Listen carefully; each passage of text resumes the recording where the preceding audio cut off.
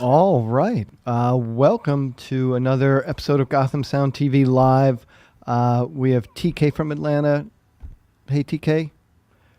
We have Chris from BSRF here. Hi, from Bordeaux. Good to see you, Chris. I am really super excited. Chris, can you say your last name? I'm not even going to attempt it again. It's Vellin. Vellin. Vellin. Vellin. Yes. Okay. So good to have you.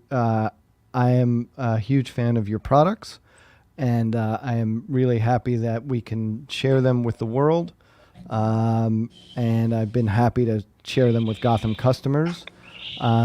So, Chris, please tell us about the video that you have. The video is rather a presentation of the most of the product, and it's focused at the end on the RF over fiber that can be used on used by some guys. I mean, that's the idea. Excellent. All right, let's roll it, Jared.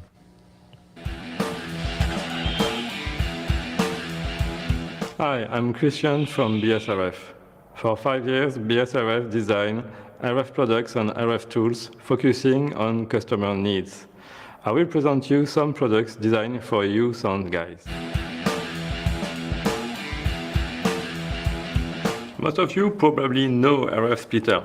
You can take advantage of those devices to enhance your reception quality. It's active, so it compensates for splitting loss. Built-in bias T allows you to power active antennas or boosters if needed.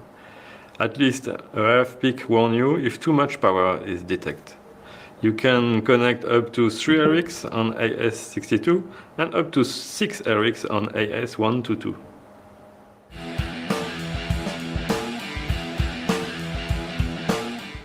The LIC21 is an active 2-to-1 combiner.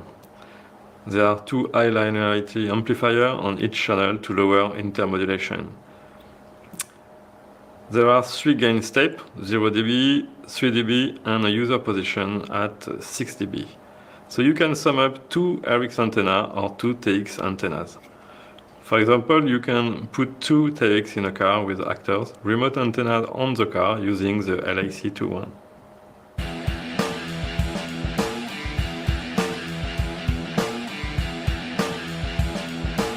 The FA1 is a filtered amplifier available in 4 blocks of 50 MHz. Thanks to failsafe, it can operate as a simple passive filter if DC power is down. It's important to note that filtering before amplifying is the best choice to reduce amplifier overloading. Today they are wireless everywhere. Remote focus, cell phone, walkies, light remotes, wireless camera. If you pack everything in the same place, it could be a problem. That's what this filter is all about, protect your reception.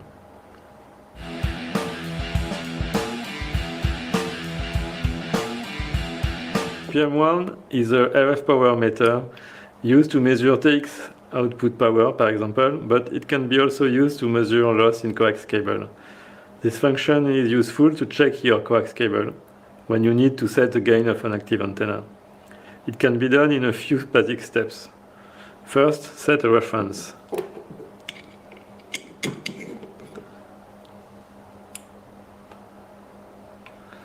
Then insert the coax you need to measure.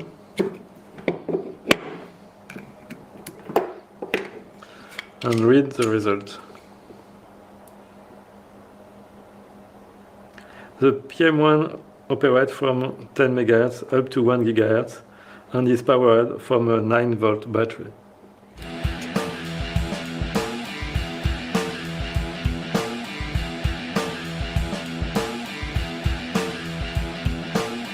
Now we are having a look on our fiber solution based on AFB250 and AFR250. The idea is to take advantage of the low loss of propagation on optical fiber, about 0.5 dB per kilometers. Fiber is lightweight, 100 meters of dual fiber is about 5 pounds, and 100 meters of RG214 is about 30 pounds. And you can easily mount fiber on drum.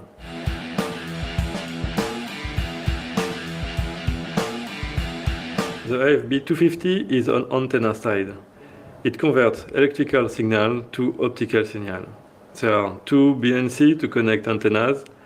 DC feed can be activated or not to power active antennas or boosters. Optical fibers is connected to electric optical connectors and a DC power to XLR. There is a DC feed status and a RF peak LED on each channel.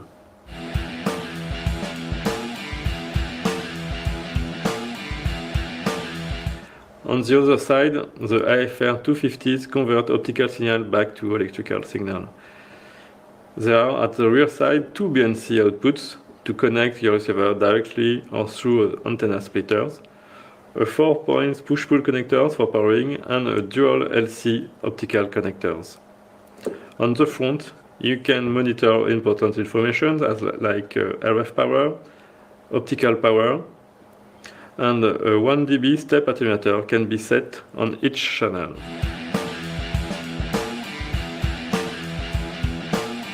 Here is the AFB250 connected to BNC antennas. Then we have the fiber drum connected to the sound card, then connected to the AFR250. That's all, folks. If you need more information, please contact us at contact@bs-rf.com. Thanks for your attention.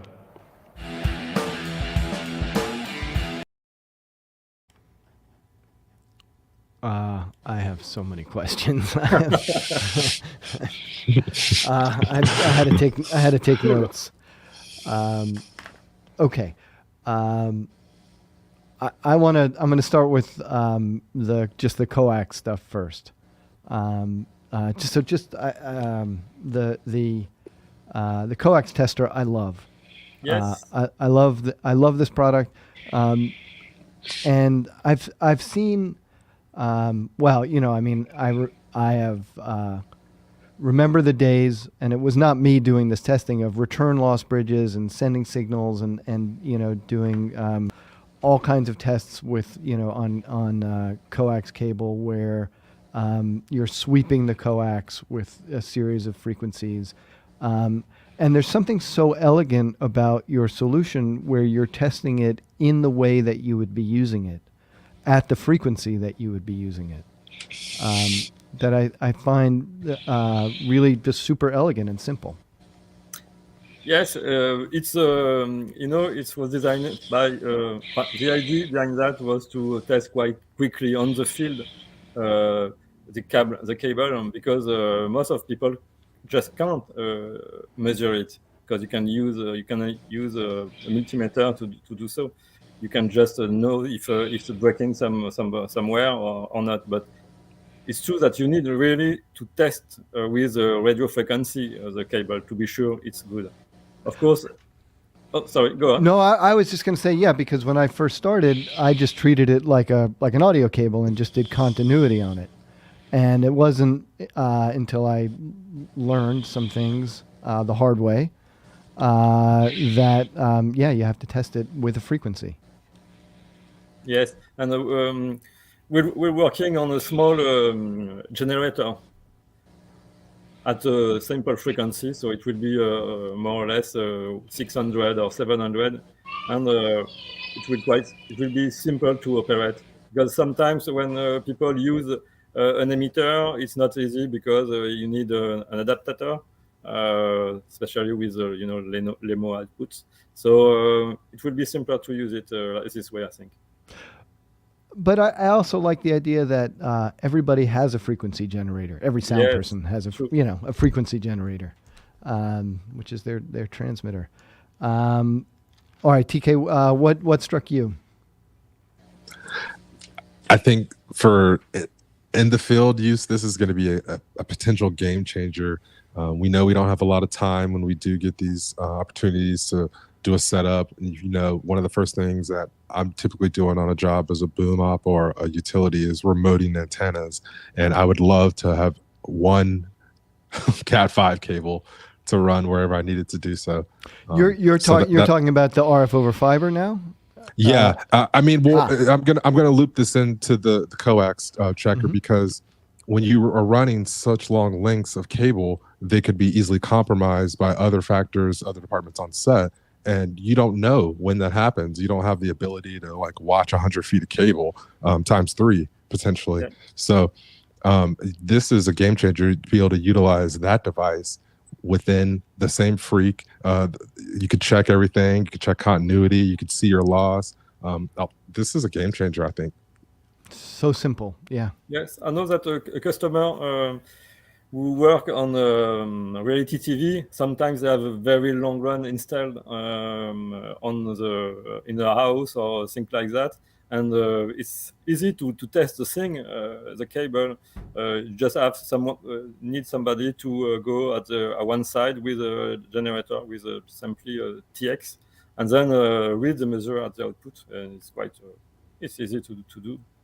You Yeah. don't need, And I I'm just thinking like if I were a reality sound supervisor, and I had a whole bunch of cables, or even as they came in from the rental house, I would just test them before I deployed them, and then I would know, what they should read when they're being tested. I mean, look, my experience with the crews that I've worked with, they're careful, but every once in a while somebody will come up to me and say, oh, by the way, we had to move this dolly and we couldn't move your cable, so we just ran over your cable with the dolly or whatever it is, and you want to be able to check it and know. So it's great. I want to move on to the combiner. yes. Because I've had specific issues with combiners in the past with digital IEM systems. I mean, it's the Electro M2Ts specifically, but I'm sure it's any digital modulation that you're trying to combine. It seems like they can be very harsh on RF amplifiers. The modulation and the signal itself can really drive the amplifiers quickly into distortion. That's my anecdotal experience. Have you tested the combiner with the M2T? EM2, what is exactly? Oh, it's sorry, it's Electrosonics, but it's Electrosonics digital Okay. IFB system. Not yet. The product is quite new, and it was the first design for people using analog IEM to send some sound to directors, to the boom operator, and in fact it was the first idea of design. Then the idea of putting this in the car for the it allows the sound guys to be in another car and get the sound. But we will do this test, I think, in the next month. Sure. Great, and we'll test it here. One of the things about the Electro M2T is that it has 2 RF outputs per half rack, and so unless you want to run 2 antennas, you often want to find a way to combine them. So that's why that product in particular comes to mind for me. What about like people using the T4s, which are the quarter watt outputs? Would they have to attenuate it first before they combine it, or can this handle the 30 dBm, 24 dBm input? In fact, it was designed for 17 dBm output. If you need to put something with more power, yes, you can. You need to add some more attenuation. But there is I don't know if you can see it. Thank you. There is a user position here, and this user position can be set the gain inside of the two paths, and you can add some extra attenuation on it. There is here is inside. There is some solder jumper in it, so you just have to solder those points to change the attenuation of the user position. So if you knew you were going to use it with T4s, which are the quarter watt output, then you would solder the jumper in place ahead of time, and then you would be good to go. You wouldn't need an external attenuator. Yes. That's great. That's very, very cool. My look, my opinion of T4s on sound carts is that a quarter watt is like more power than you need. So Yes. I'm glad to have it attenuated. And by combining antennas like that, transmit antennas, there's an additional advantage, which is that they're more isolated than if it's just two antennas next to each other. Yes. So this is a good way to clean that up tremendously. All right. Well, I think we need to talk about RF over fiber. TK, what do you think about RF over fiber? So many uses, just so many use cases for lightening up the workload on a utility, making quality control of your rig in terms of cabling, a much more ease of use in terms of your time and continuity. Of course, you want the whole thing to be 100% or as close as possible. Yeah, I mean, this is. I would love to see more of this implemented as soon as possible. Chris, building on what TK said, are we at the point now where it's arbitrary to run the fiber instead of the coax? It depends on the case, of course. The coax will be quite easily deployed, but if you need to deploy more than, I don't know, 50 meters, it becomes quite. You should consider using fiber because, as I told in the video, it's very easy to deploy. It could be on a drum, so it's no time to run the thing, and it's easy. But you should be aware of how to operate it. Of course, you need some technical basic knowledge to understand the thing. So the first thing is as we use the fiber an analog way, you should avoid at maximum the attenuation on the optical path. So what's important is to make sure that your fibers are clean. I mean the interface at the end of the tip. Okay. And it's the same in a tac. Let me show you. So the idea is using this kind of fiber on field. This is protected, and so we can see two shutters in it. So it prevents from the dust contamination. As soon as you use this kind of fiber, it will be more secure than using basic, patch cord fiber like this LC kind. So the first step, just in terms of the mechanics, would you recommend going from the basic patch cord to someplace on the cart that has that secure connector? Exactly. Okay. Perfect. You can put this connector on the cart. Then you just have to plug this patch cord in it. Tac.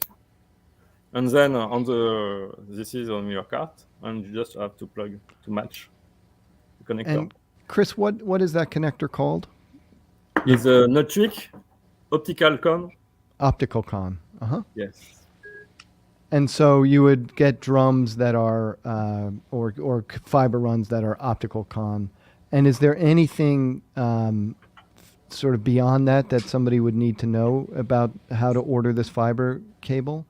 Yes. I know there's single mode and yes. multi-mode. It's a single mode, and one important thing is also that it's what we call APC finish. APC finish means that there is a small angle at the end of the fiber. Maybe it's hard to see on this one, and the color of the body is green instead of blue. And Chris, I think if you explain why you need APC, I think that'll illuminate a lot, no pun intended, that'll illuminate a lot about the nature of RF over fiber. So why do we need the angle polish connector, APC? The idea is to reduce the back reflection into the laser. And so by angling it, it reflects essentially Yes, down. it's going to be evanescent propagation, so it won't be conducted again by the fiber. If not, all the power, reflected power, will goes back in the laser cavities, and it can perturbate the thing. And this is the part that really blew my mind when I started to think about RF over fiber. It's an analog signal that you're transmitting over the fiber. Is that fair to say? It's not like when we do Ethernet over fiber, that's a digital signal. It's absolutely not compatible. It's very important to know that. So basically, it's like that. This is electrical to optical converter. So it's the thing that is next the antenna, if you want. There is more circuit, of course. So the analog signal goes here, RF signal, and then there is some circuit, and at the end it will modulate a light source, and this is the light that will be emitted on the fiber. Then on the other hand, we will do the opposite process. We will detect, in fact, and demodulate, convert back the optical signal back to an electrical signal. But it's all analog. And this is where my early sort of use of RF over fiber, this is where I have gotten into trouble. And this is what I caution people. That laser that you spoke about, it has a limited dynamic range. And so that you mentioned it in the video, you have to be careful about presenting the entire world of RF into that laser. And so what are some of the ways that we on set can be thinking about, not running into trouble that way? So the idea is, of course, it's an active device. All active devices have dynamics, because if you put too much signal in it, it will add distortion. It's the same with an amplifier, the same thing. And if you go too low, it will be in the noise. But it's the same also in passive thing. So you must pay attention on the signal. And the most important thing, finally, will be the antenna positioning. Try to avoid walkies, not to be sure that there's not people that doing the walkies just near an antenna. So this is very important, of course. And the gain of antennas is very important, and you need to be sure that the gain of the antenna is equal of the loss in the coax cable, not more. And you make those, forgive me, are they 50 or 25 megahertz passband filters? This is a 50, yes. 50, which is really, and are they user selectable, or you buy them in the 50 megahertz block pre-tuned? Yes, it's a block. Yes. Okay. It's helical filter. It's designed by a manufacturer, and the idea is because we use that because it's there is a lot of strength. It can handle up to 1 watt, and the idea is to reduce possibility of intermodulation. And would you recommend? So let's say I want to deploy this on a set. Are the best practices to do my coordination within a 50 megahertz band that corresponds to your filter, and then present that to the RF over fiber? I think of it as the laser is transmitting, so the RF over fiber transmitter. In other words, eliminate all the other frequencies that I don't need and only present the frequencies that I do need to that system. It will be always the best solution to reduce the band to just what you need. But I know that it's not always possible. So it will depend on the event. there is people that report that now, when they face they face more and more situation where there is a lot of RF things in the air, and they need to to find a solution because there is too much signal, and the filter is the only solution. Yeah. But sometimes, sorry. I was just going to say it infuriates me when I'm on a set and, sure enough, it's almost like they look for where my antennas are, and that's where they key their walkie to transmit and talk to somebody right under the antenna. Look, it desensitizes the system. And I don't know what the frequencies are for two-way radios in France are, but in the U.S., they go right up to 470. Yes. Which is, of course, where radio mics, start for us. Yes. And it's infuriating. So here's a tip that I've learned, which is you can request to your walkie company, which is TK us, to put the production channels on the lower side of the business band, closer to 450.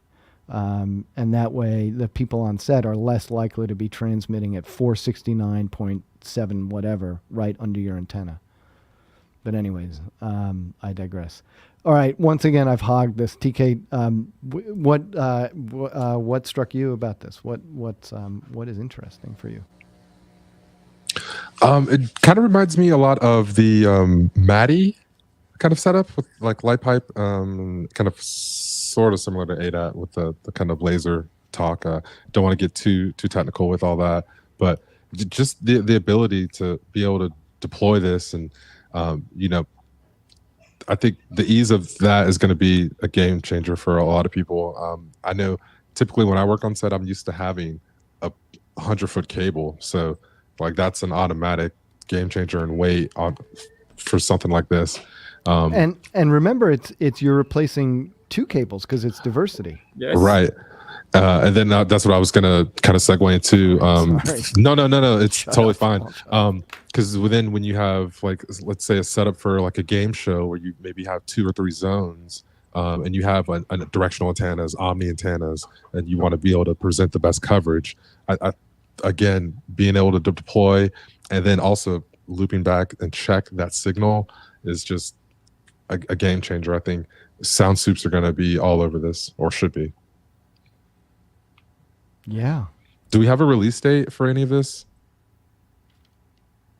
Oh, this is available. Hey. I had a question about going the reverse direction. Like if I wanted to do a Comtech or an IFB over fiber, is there?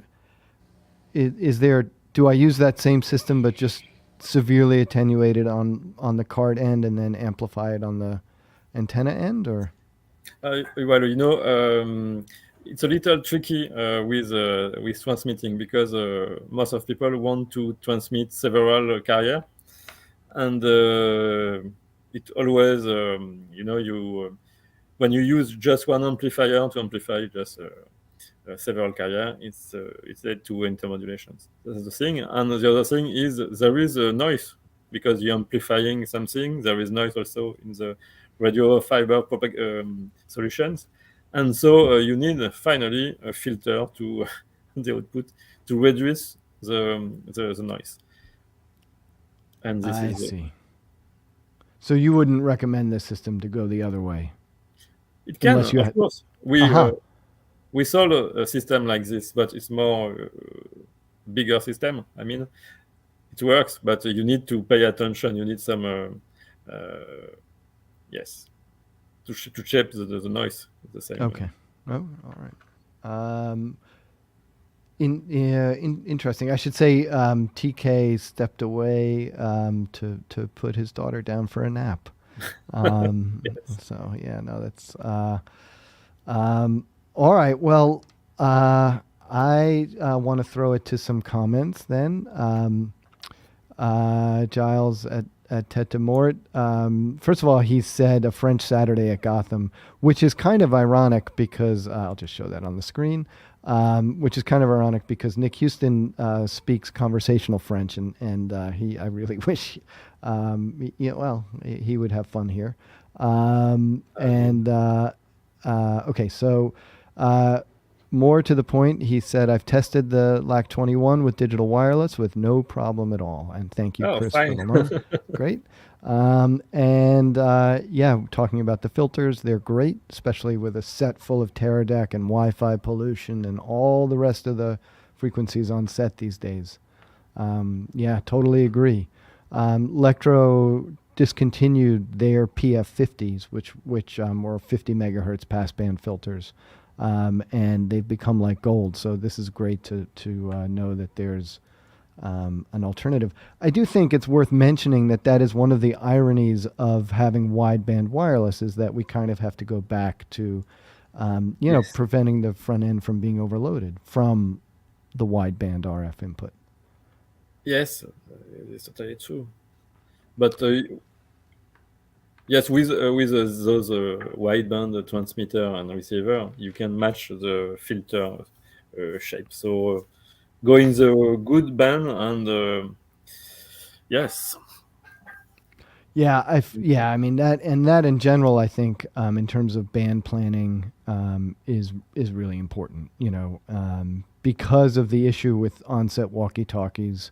For us, we tend to recommend IFBs and things that transmit from the sound person to set in the 470 lower end of the spectrum. Alternatively, there's for us there's the STL band and some of the gaps up there. But the idea is that you're sort of like you're band planning essentially. So I think that's an important note to make.